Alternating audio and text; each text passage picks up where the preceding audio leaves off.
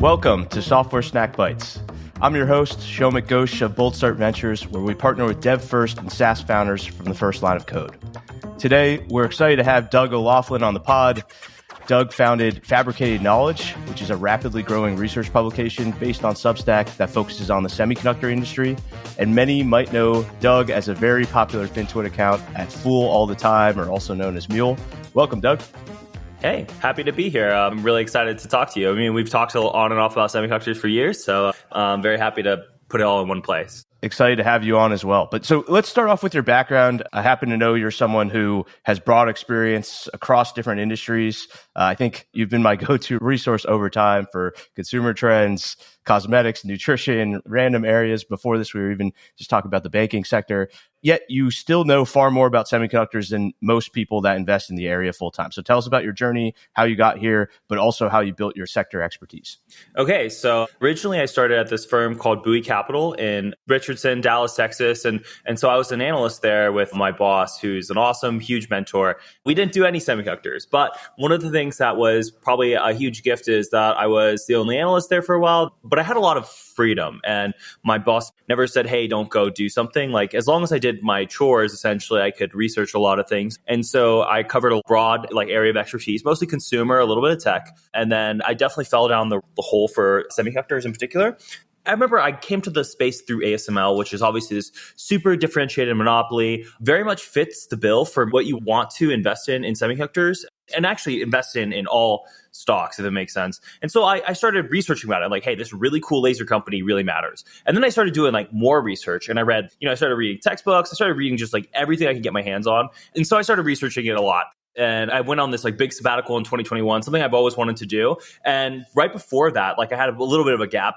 And I was like, well, I'm at home. It's the heart of COVID. There's nothing better to do. So I just started to research a lot about semiconductors. And I started to write about it. And then I turned on a paid option for Substack. And I was like, oh, wow, people really want to read about this. So that's kind of how I stumbled into the space. And honestly, how I've learned about it is just reading. That might be a really lame answer, but reading, following where the questions are and talking to the people who really know what's going on, and then just drawing threads, because you'd be like, oh, hey, this interesting little thing is happening. And then you go talk to all the companies, you do an industry map, you start talking to all these things, and you start to put together bigger pieces. And so, yeah, that's how I kind of got to here. You said I started to get sector expertise through reading, but how do you actually do that? You said you picked up a textbook. So for starting from scratch, do you think the best thing is go through, read industry transcripts, go talk to people in the industry? I mean, I know the answer is kind of all of the above, but if someone was to ask you, Doug, help me figure out this new sector, what are the three things you would say, hey, you need to start here from day one? This is my research process, because everyone's research process is very different. For me, I have to be at least a little interested in it. And so I have to have an interest in it and start to follow along. Usually following along starts with the industry transcripts. Hey, they talk about their company, or, other competitors talk about their company, and just kind of following up with that. Expert calls, whatever, just filling your mind with little bits and getting the language kind of embedded into your brain. But then, in my opinion, when it's time to take a step much deeper, the first thing I do is always find a book. So MEMS is a perfect example recently. I did this really big dive into it. There really wasn't great books, but essentially I went and started reading about everything possible that could ever be read about it. I read research papers. I read, the actual research papers, hey, here's the MEMS resonator. I wouldn't go back and read the history. Oh, and then probably the most important part, especially in semiconductors, is things are very complicated to start today. Talk about 3-5 nanometer stuff. It's very complicated. But back in 1970, it really wasn't that complicated.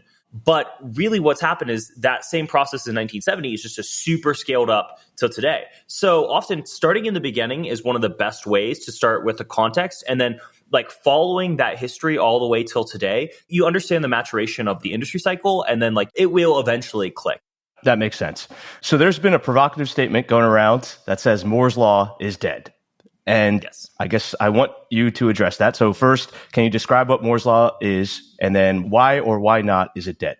So Moore's Law in the original statement, I think, it can be hard to remember. I believe it's a doubling of transistors every 2 years, but importantly, the cost goes down as well. So the cost and energy. So pretty much back in the 1980s, when this was first happening, if you shrank one big semiconductor into half the size, it would be twice as fast. and it would be like, half energy. A lot of it is because like literally the electrons have less distance to travel. And so there was this really linear relationship that started in the late 1980s that finally kind of broke down in 2012, we'll say. Dennard scaling was the first to break down. And Dennard's is kind of like, there's like lots of little attributes along the way. Dennard's is the energy portion. So what happened is, hey, they shrank the semiconductor, but the energy didn't get the same kind of improvement.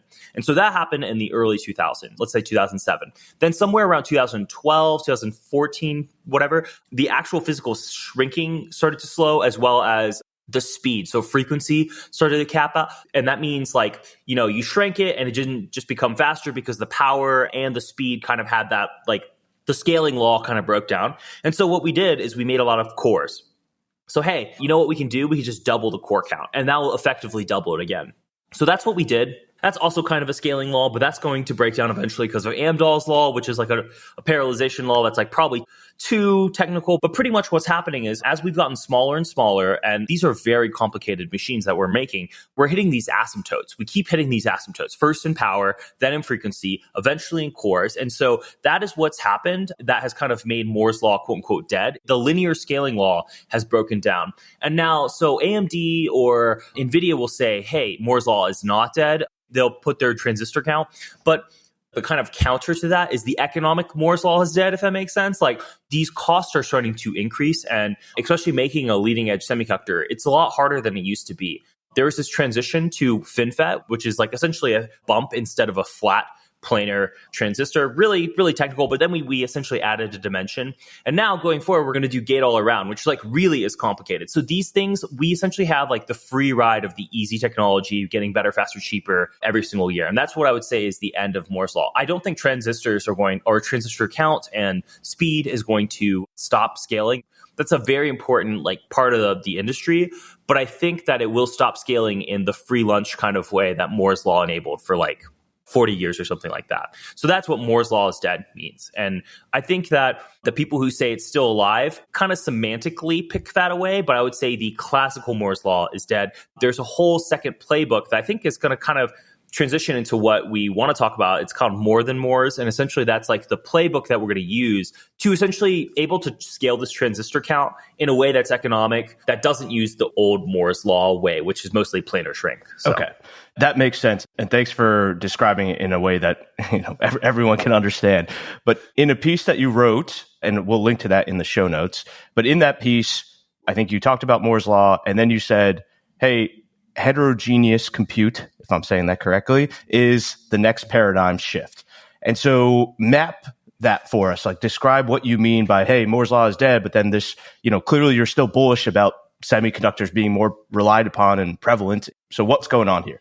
So heterogeneous compute kind of is the solution, or the solution out that, the industry kind of sees. And so most of that relies on advanced packaging. Advanced packaging in particular is pretty much what happened was, we're going to use some software analogies, right? That I feel like that might help. So DevOps, I believe, kind of broke it into all these little pieces so you can be agile. You can iterate on each of the different parts. Pretty much before, what was happening is there's this giant monolithic flow, and that monolithic flow away has kind of stopped scaling. So people aren't dumb in the semiconductor industry. They kind of look over next door and they see, hey, well, what if we broke it into parts and we started to iterate on each of the parts? And some parts don't need to get better. Like some parts don't have to be the most expensive, smallest parts, but some parts do. Why don't we really focus on the parts that do, and the parts that don't, we can just kind of glue it together? Because in the past, it would all have to be on the same piece. Now, what's happening is advanced packaging kind of enabled being able to pick and choose from the different types of like the different, ones at 28 nanometer, which is a really cheap node,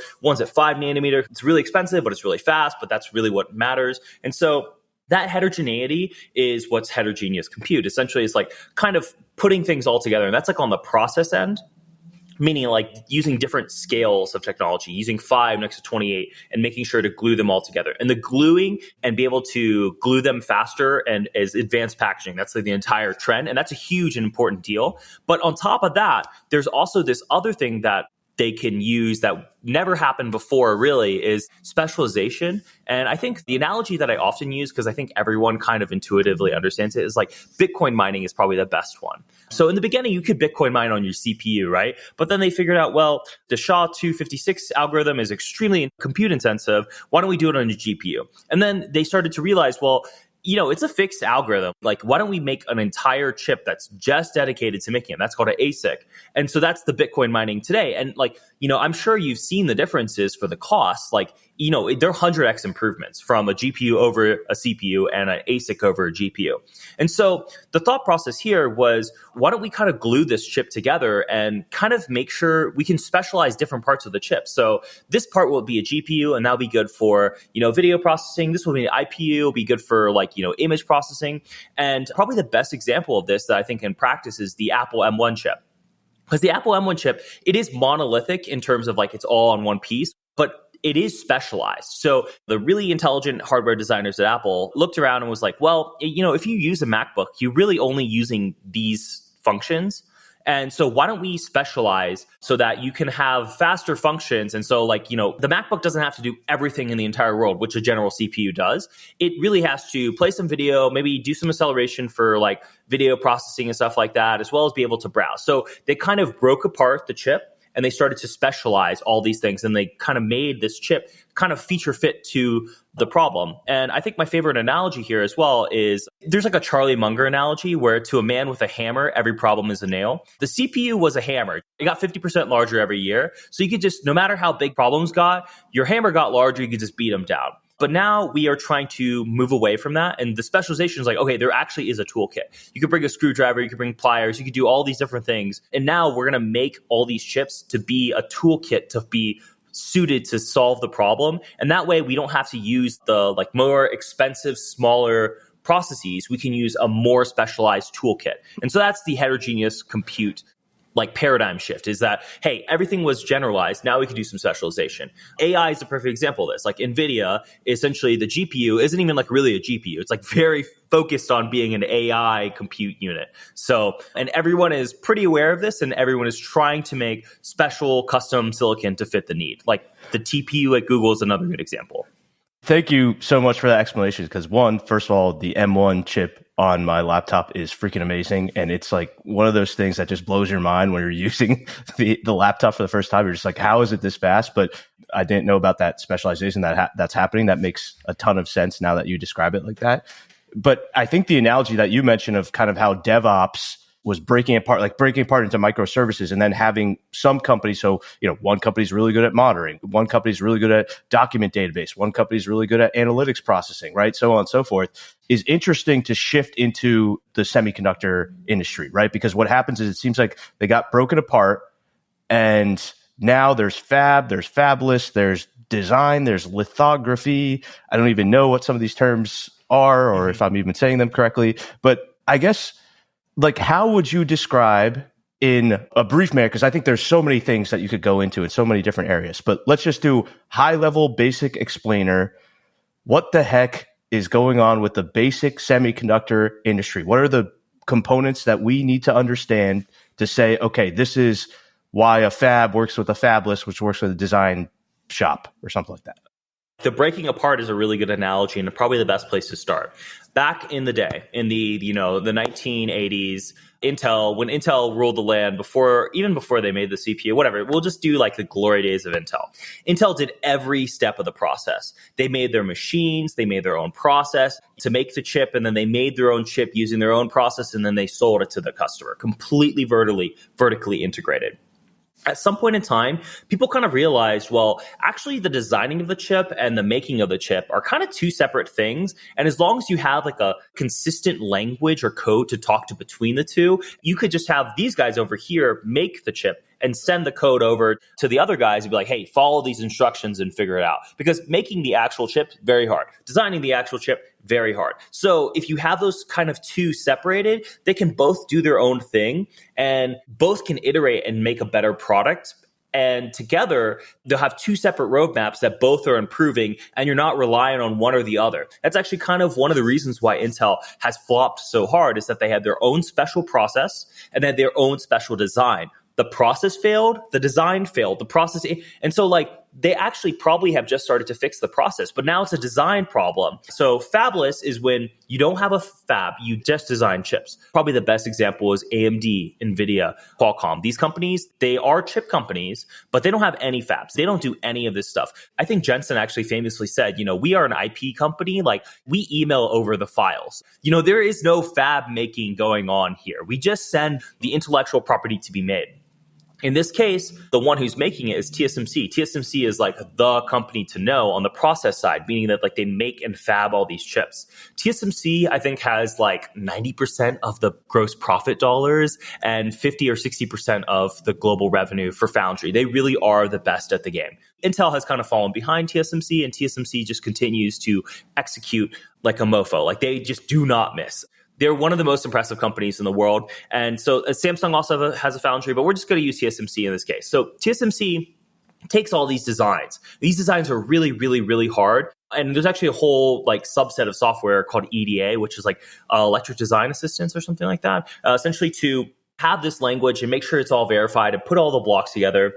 And they use this language to make this chip, and then they physically make it in reality. And making the chip in reality is truly one of my favorite things in the entire world. Like to take a big step back, it's really magical because what we're doing is we're placing atoms with like 5 nines of accuracy. And it's like 1,000 steps to make a semiconductor. And each step has to have 5 nines of accuracy. Because if it was just 99%, right, do the math. 0.99 to the 1,000th, like, you get like 20% effective yield. So it's very highly accurate. We are placing individual atoms. We're doing all these steps. And so TSMC is kind of like the cook. They're cooking in the lab, and they have all this technical know-how on how to cook the best recipe. Maybe one of the problems that Intel had is they only cooked one recipe, and that's kind of where they fell apart because whenever their recipe became less important, they're like, well, what do we cook? We only know how to cook this one process, this one recipe, versus TSMC is taking all these orders from everyone. So they have all this expertise of how to cook with any flavor, any cuisine, whatever. But the thing that they're cooking on is also like this whole other thing called semicap, semiconductor capital equipment companies. That's the likes of ASML. ASML is probably the iconic company.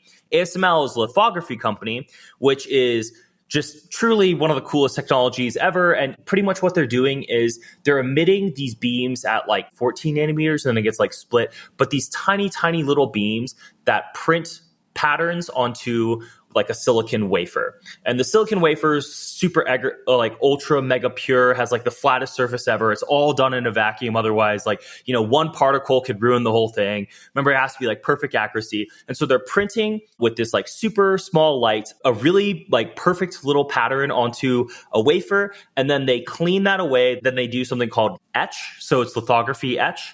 And then they deposit. There's essentially lithography, etching, cleaning, like CMP, CVD. So there's all these different steps and tools and processes. But the net effect is that they have this toolkit that can place atoms, like it's literally atoms at like a microscopic level. So we're talking like the line width of these things are like 30 nanometers for the features. And they're able to make all these like super precise structures with like 5 nines of accuracy. It's one of the coolest magical things that's going on that people just don't appreciate and understand and take a little bit for granted, that we are literally placing atoms with perfection so that we could trick the sand into thinking and doing all of our complex software problems on top of. And, those tiny little transistors, those ones and zeros, all gets aggregated and brought up to higher and higher levels. And then we're just storing information physically using electrons at a microscopic level. Awesome, cool technology. Could go on about this all day. So yeah, that's the cap side of things. So taking a big step back, the tools are like kind of like the cooking tools. TSMC is the best cook in the world. They use these different pots and pans and blenders and whatever to make the recipes from their customers, which are the fabless. And the fabless guys are like, they are like the guys thinking about, hey, here's the recipe we want to cook. And then the fabless guy takes the end product, the end dish, and sells it to a customer. And so that's probably the most simplified version, the best analogies I can use of the entire semiconductor, value chain.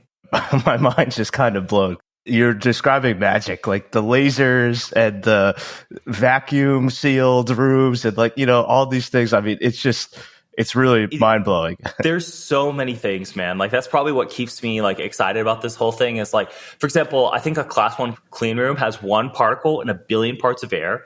And importantly, I think they swap out the entire clean room in like 60 seconds. So this entire giant vacuum warehouse with millions of square feet, the entire air is being turned over like every 60 or like 120 seconds. And so this is all just so there's no defects. Like any tiny little particle ruins the process. There's so many levels of engineering. It's truly the most complicated and engineerable and the highest volume manufacturing, most complex thing we've ever made. Maybe bioproduction stuff is up there as well, but it's really cool what we're doing. And I think that I just wish people appreciated it. It's magic. We're seriously making the physical world into the abstract, and we're doing it via silicon. That's amazing. One of the things that everyone will talk about is, do all the companies in this space just have instant moats because of that technical expertise? You said, hey, the fabless people really good at doing what they're doing, right?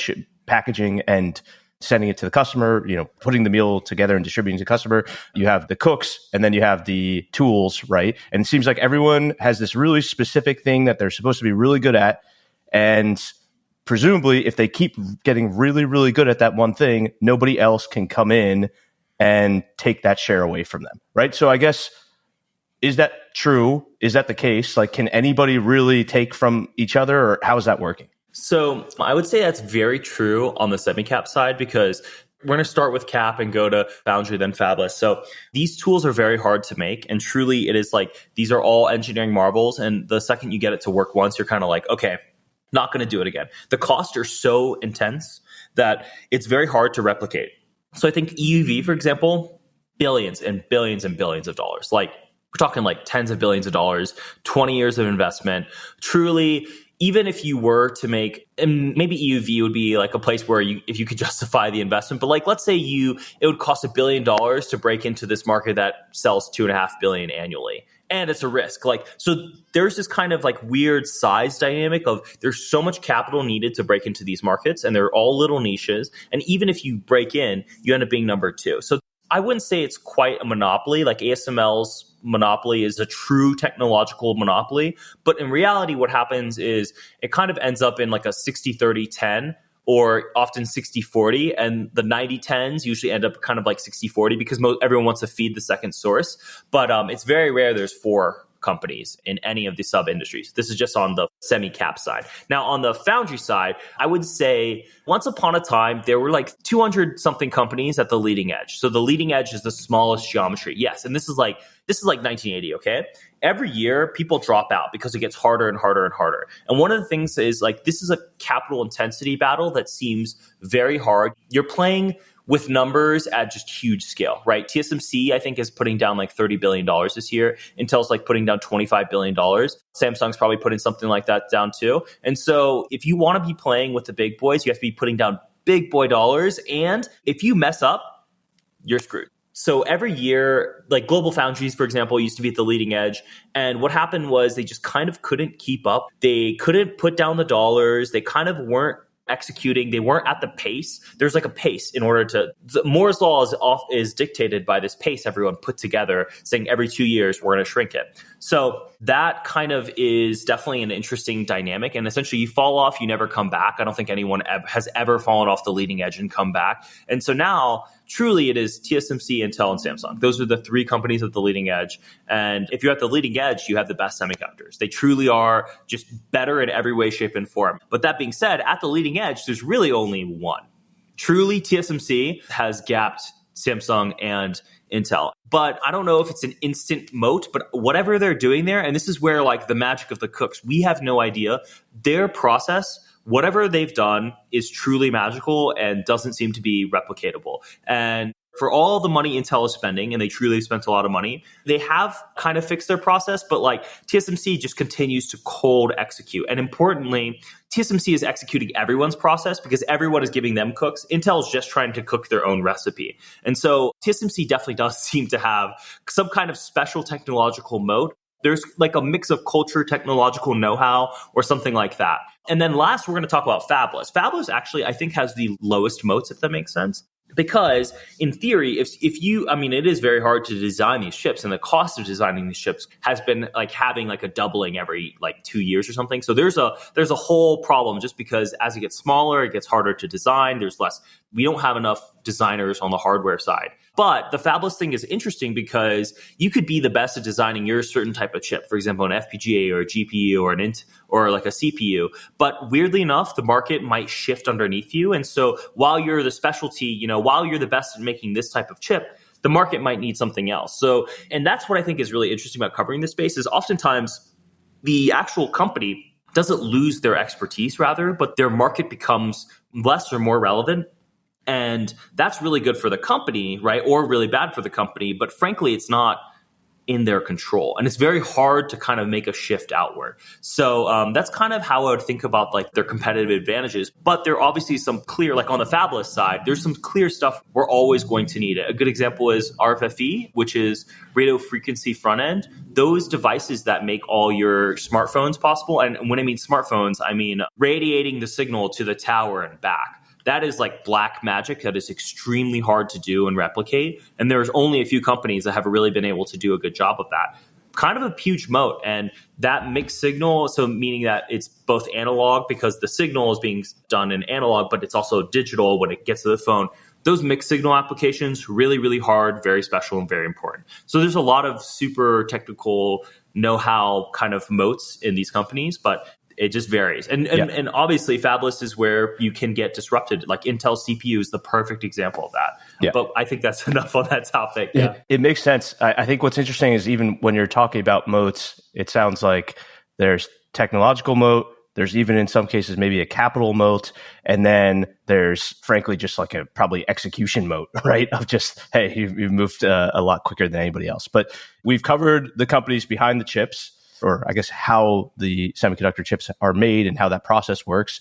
But let's talk about the chips themselves, right? So we've seen a lot of different chips or things that I call chips. I think there's sensors. You wrote a whole piece about timing chips, which I kind of read and was like, okay, interesting, but like I just sort of don't know what these do. Then there's TPUs, GPUs, CPUs. There's all these sort of things. Again, if we could do a general explainer of just like, what are the things we should know broadly about why there's all these different chips that exist and why they need to exist in that manner. So in the beginning, we were making vacuum tubes to kind of replace that. I would say that the first chips were analog, the continuous versus discontinuous. Like digital is 1 and 0, meaning that we make the signal. Analog is a continuous wave. In the beginning, most of our chips were analog because they were mostly focused on working in the real world. TXN, for example, is the iconic company in that way. At some point in time. And so analog obviously still matters because, whenever the electronic interacts with the real world, whether that is sensing the temperature or moving your chip signal. So in order for your phone to work, whenever it interacts with the real world, that's analog. And that's really important and probably was like the first class subset of chips mostly focused on the continuous wave stuff. Now let's step to the whole universe of digital chips. Within digital, meaning 1 and 0, where we have an understanding of the information, we're encoding bytes. There is memory. Memory is really important. So there's hard drives, which aren't really semiconductors. They're kind of like semiconductor adjacent. But then there's DRAM and NAND. NAND, most of the people I'm assuming is built a computer, understand. DRAM it's memory that as long as you put electricity into it, it will remember stuff. It's much faster and it's kind of like your working memory. It's like consciousness or something. When you go to sleep, it's gone. That information is gone. The NAND is like your deeper memory that holds on to information so that you can always recall it. And the memory there will, not always, but it will work without electricity. So it's like a more permanent store of information. And then on the other side, the digital processing stuff, we have the CPU. The CPU is probably the king, the historical king that is becoming less relevant. The CPU is just a generalized compute unit that can essentially do whatever you want. It can process any kind of information. It can take anything you want in and calculate it and do that and put it out. Okay. But GPUs are a little different. GPUs are the next step on this plane. And so there's, in this analogy, we're going to talk about CPUs, GPUs, FPGAs, and ASICs. And that is an actual spectrum of programmability. So CPUs are like almost perfectly generalized and you can use them for anything. It might not make sense to, but you can figure out any problem with it. So that's why it's so important. GPUs are obviously made by Nvidia, was like the person who invented it, essentially. Like there was a few others, but they really are like the iconic GPU company. And they're mostly used for graphics processing units. So in the beginning, when we realized, we're going to have visual displays for all this stuff, making these visual displays were really hard. Making an image, each of the bytes is a little piece of information and it's massively parallel. So in order to display an image and multiple images in succession, each of the pixels has to be calculated. So Jensen, in his like infinite genius, figured this out and was like, okay, we're going to make a GPU. And the GPU is very important for video games, was probably the first big thing. But, fast forward a little bit, and I think behind the core of it, these tensor units, I don't really know, but there's a lot of matrix multiplication, pretty much. They're just giant matrix multiplication machines. And then at some point in time, they realize, hey, that's really good for AI. So that's kind of what GPUs have been co-opted into today. They're these amazing matrix multiplication machines. Now, the next step further down more is FPGAs. So GPUs are kind of still, so GPUs is general purpose GPUs. You can there's like a lot of software tricks to be able to cut the problems that are general purpose into, and then use a GPU to solve it using matrix multiplication. But then FPGAs are even more specialized. They can still be reprogrammed, but my understanding is like it's a data table. I couldn't really tell you the mechanics of how FPGA really works, but it's a more specialized thing, but it can be repurposed to solve your problems, but it's also can be kind of repurposed, but kind of also be kind of hardened. So it's more specialized than a GPU. And then last, we have an ASIC, which is fixed function, meaning that its entire hardware setup is to solve a single problem. Like the Bitcoin ASIC is a perfect example. TPUs are kind of an ASIC where it's like, hey, it's made just for TensorFlow. The hardware is completely co-designed around the software or the software problem to be solved. And it says, hey, we're going to solve this problem really, really good. So that's kind of the levels of like the digital chips that you need to understand. And TPUs are kind of ASIC-like. I couldn't really tell you where that really falls on the dichotomy, but TPUs are made by Google specifically to do the TensorFlow software universe that they have control over. So if you own your own software stack, you can dictate the hardware to do that. It's a complicated topic to explain, but you did a great job of doing it. If you were to put like your galaxy brain thinking hat on, though, and you're predicting to the future, you have your crystal ball or whatever, and you're saying this is what's going to happen. Is the world trending towards more of that ASIC side because the Bitcoin use case, and then we'll talk about AI in a second, but I'm assuming some AI use cases. I'm sure there's probably some other use cases out there, right? Like, is that really where the world is trending? And is that also why like some of these big cloud providers are buying these? Well, now I have to think about what they're buying, but I guess they're buying fabless design companies to build it. So how do you tie those two together? Yeah. Let's loop this back to something we talked about in the beginning, the M1 chip, right? Where it's like, it's a much more specialized than, just your Intel chip. And so in the future, in order to get around the Moore's Law stuff and give us better performance, we are going to have to co-design hardware and software together to make better effective compute unit. In a perfect world, we know exactly what we want. Like everything's hardened. Everyone has like this AI use case or this AI software stack. And so we make ASICs for it. Then, everything's solved essentially. It's like a lot easier to do the problem. It's not a perfect world. Things are still changing. And when things are still changing, the general purposeness is very highly valued. So I would say the world is becoming more specialized and less general. That's definitely one of the safest bets of all time, truly. And one of the reasons why that is because Moore's Law is really breaking down. Why specialize? So this is like a good example. Actually, in the very beginning, like the 1980s, essentially everything was specialized. Why generalize anything?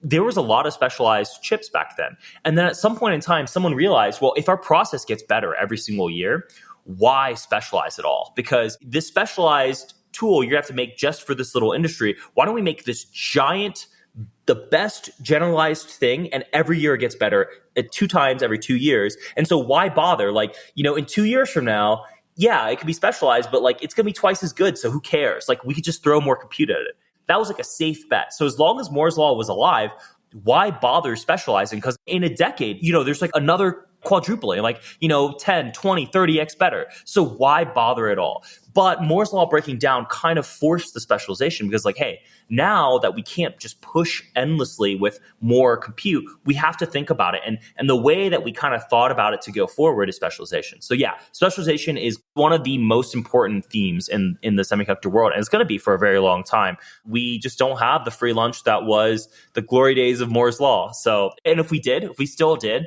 I don't think we would be having this conversation as much about the specialization. Like it would be the same old kind of thing. Yeah.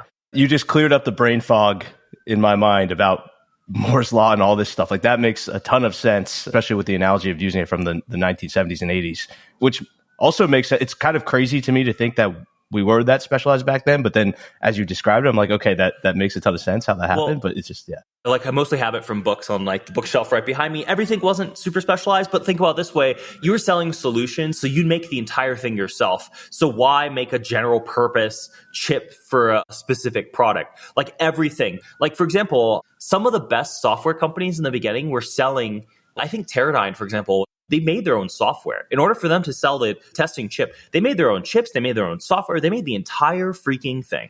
Right? The entire vertical stack, the whole thing was made by themselves. So it just didn't make sense because they're focused on selling the end widget, and all the middle value chain wasn't broken up like it was today. And the breaking up was really important because then all of them could start to integrate, and as long as it all worked together, everyone gets to move forward without having to think about all the junk in the middle. So we have to talk about the buzzword of the year, AI. And so large language models, they seem like they're very large, and I imagine there's a lot of training. There's a lot of just different things that are happening. I mean, obviously, tons of energy just being consumed by these beasts of models, but then also a lot of compute, obviously a lot of chips being used. I guess, is anything different with using an LLM versus what we've described of, obviously you're talking about the ASIC use case and stuff, so maybe that's separate, right, in Bitcoin mining and things like that. But is there anything different about the process of training an LLM that we should be aware of versus gaming chips? Or again, GPUs are being used for currently ML use cases, right? So is there anything different that we should be thinking about? I think the thing that's really interesting and important is there's this paper that came out during Chat GPT-3, which honestly seems like years ago. I think it was like early 2020 or something. I'm like, oh my God, that feels like an old, like you have like this piece I wrote about it back then. I'm like, oh my God, I feel like it's like ancient history. But essentially it talks about the scale of large language models and like how much bigger can we go? And the answer is, I think back then they thought 3 or 4 orders of magnitude higher in terms of compute data. And so essentially the whole like research paper, and I think they think it can go further now. But pretty much the conclusion is, what's the benefit? Why make it bigger? Well, because it could get better. Like we don't really know. Like it's a true black box, right? Like these little parameters, like someone described it as like essentially like there's a lottery ticket thesis. Like essentially there's 175 billion lottery tickets, and whenever they come through, you kind of brute force the relationship eventually with a big enough model. And this paper essentially said, hey, this can scale to 2 or 3 more orders of magnitude, meaning like 10,000 times bigger or something like that. So where does that end? I don't know. And no one really knows. That's the reason why the models are getting bigger, because they get better.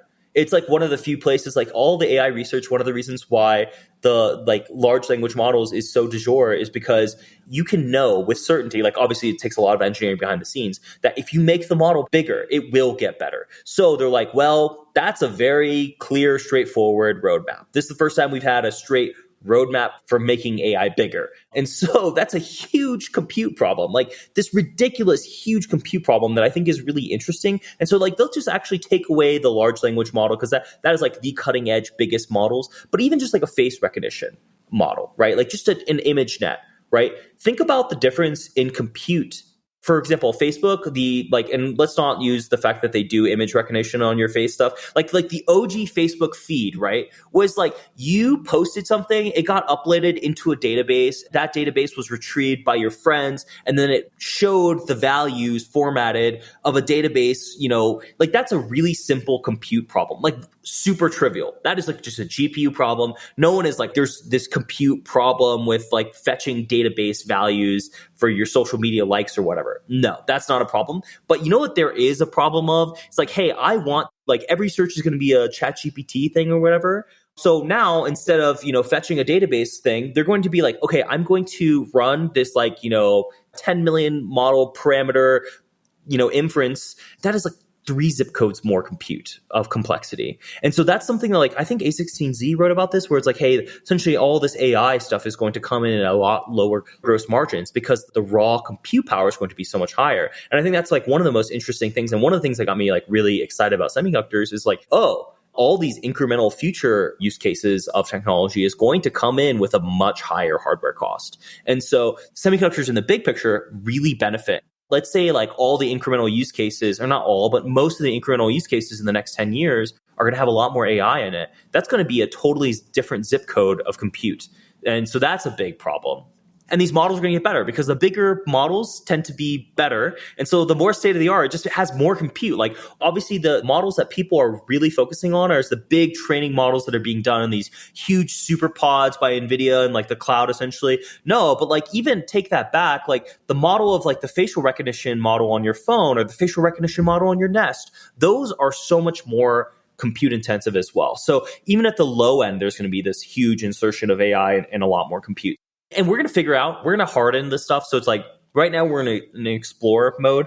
How much bigger, how much better can we get? But when we figured out what the optimal solution is, we will definitely be able to deflate some of that cost, but it still will come in at a lot higher bill in the end. I think that's the important takeaway, if that makes sense. That makes a ton of sense. And I think one of the questions I was going to ask you was kind of what are trends that you would talk about? But I think that's a perfect trend to what you're talking about on top of the heterogeneous compute and on top of the trend towards ASIC. So I guess let's take the bear case, right? Is there anything that you think slows down semiconductor? You just talked about how, the Nest thermostat, my phone, my Apple Watch, whatever, right? All this stuff is trending. I want more of it. I'm going to buy more of it.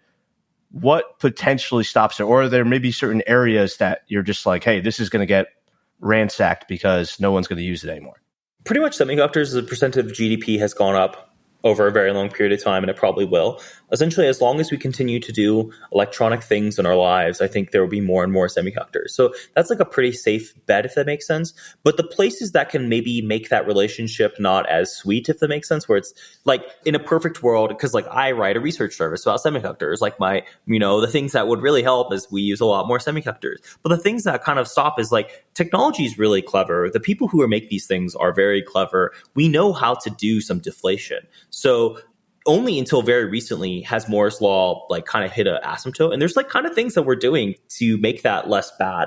And so there's ways that I think will maybe lower the need for compute. Most importantly, the ASICification of everything. In a perfect world, if we took everything as it is and we no new software languages or models or the software stacks are all solidified, which big if there, as right? That seems like a hard ask.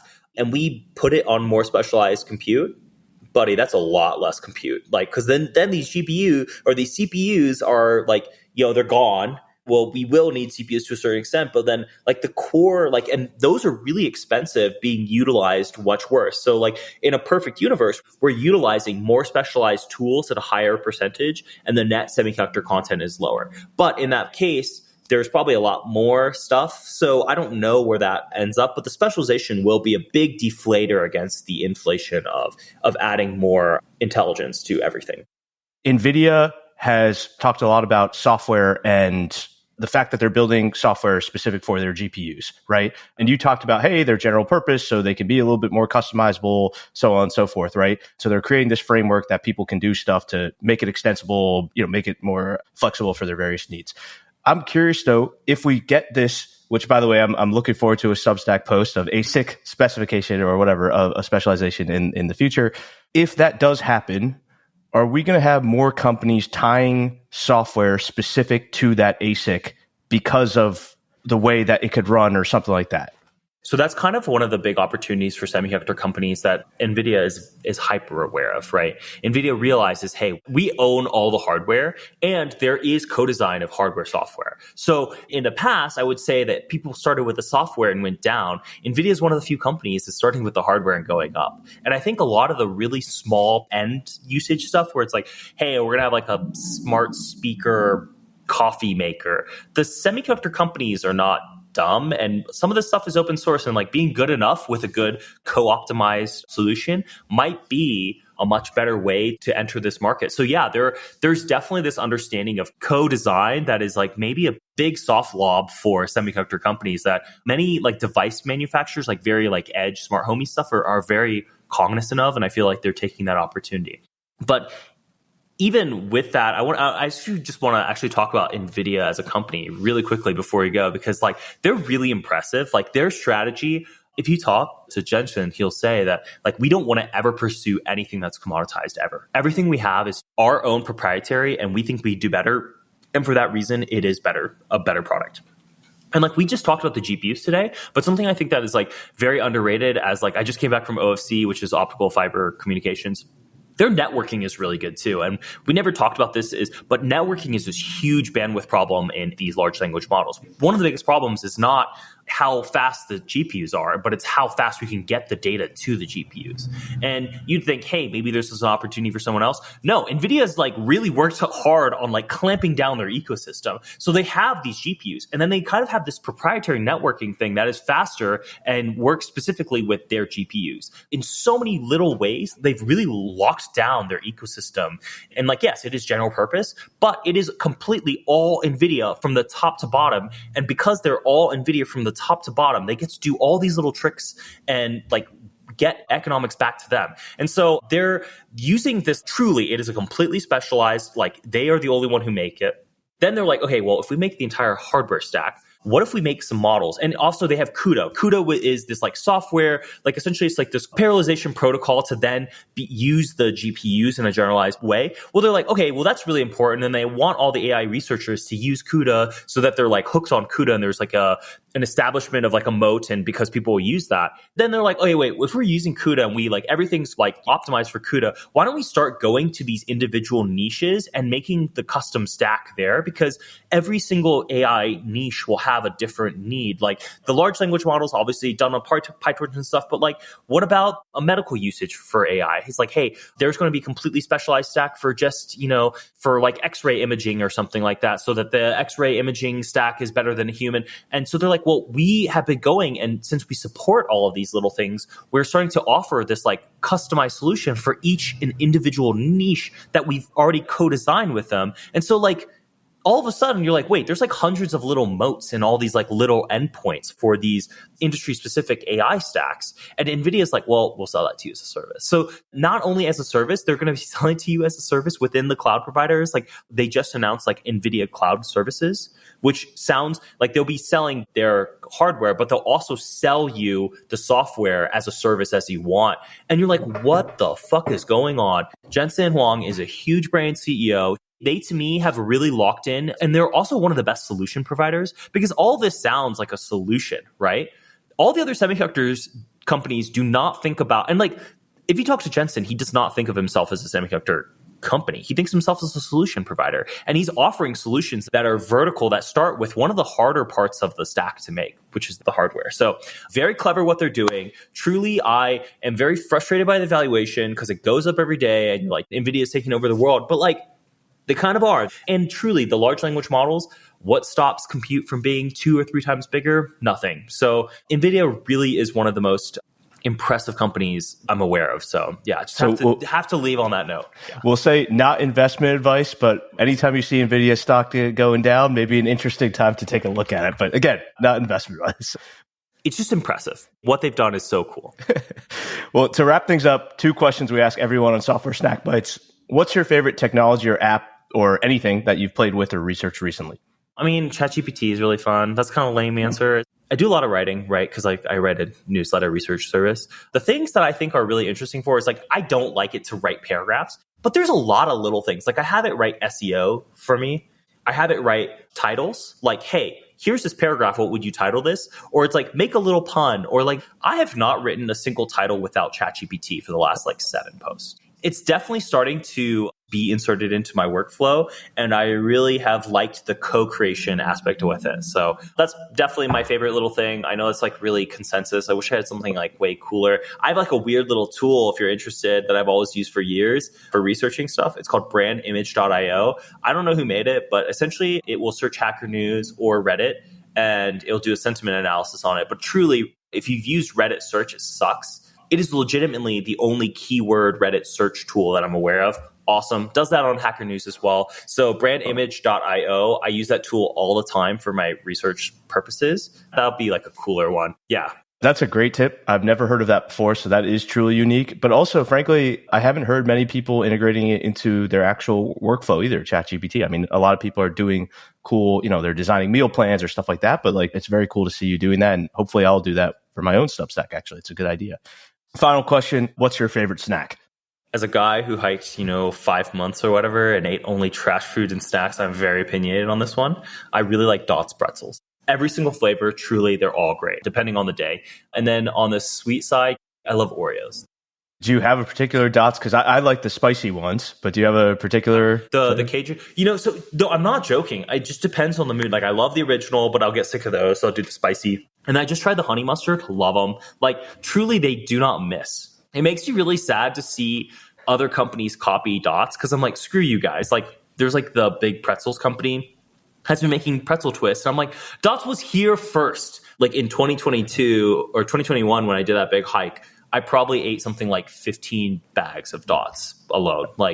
And I would do it again. So, and I love Oreos. Oreos are definitely my sweet ones. I love that. For people to follow you, and we'll go through that actually, but I think you've posted a lot about your hikes, some incredible journeys that you've been on and people you've interacted with and experiences you had. So definitely recommend people not only to obviously subscribe and check out Fabricated Knowledge and also your second newsletter, which I'll ask you what the name of that is, but also just to read your content because I think you have some really cool life experiences that you've been through. But so Doug, thank you so much for everything that going through it. I've just learned a ton. I think this is something that I'll go back to and re-listen to multiple times to just pick up all the different pieces of it. So really thank you for doing that. But how can people best find you, get in touch and kind of mention the Substacks, mention the Twitter, LinkedIn, whatever? So yeah, feel free to follow me. So actually I have my main Twitter on private right now. I'll probably open that up at some point. But I have Fab Knowledge on Twitter is my Semiconductor Substack. And Fabricated Knowledge is like definitely where most of my core effort is in my life. I'm thinking, dreaming, truly doing thinking about semiconductors way more than any human should have. Actually, no, that's not true. There's a lot of people thinking way more than I should or I do. And I really appreciate all the people who work in the actual industry because it's truly magic what's happening. Fabricated Knowledge, www.fabricatedknowledge.com. That's the Substack, the core Substack. I just made a new newsletter because as much as I love semiconductors, I've been following it for a while and it's been burning me out a little bit. And I like a lot of other things than just semiconductors. So Mule's Musings is like my second newsletter, which was the original newsletter name. So it's kind of like a throwback, but I'm really excited to write about fragrances, which is kind of having a really interesting renaissance right now. So hopefully we'll have some posts about that. And those are the two big ways to keep up with me in newsletter land. My Twitter handle is @fool_all-the-time. Yeah, you can add me on LinkedIn at Doug O'Loughlin. Do whatever, man. I'm more than happy to connect. And if you have something interesting and you want to talk to me about it, I always love interesting little rabbit holes. So, and thank you so much for having me, man. I really appreciate the opportunity. Yeah, well, great to have you on, Doug. Thanks a lot.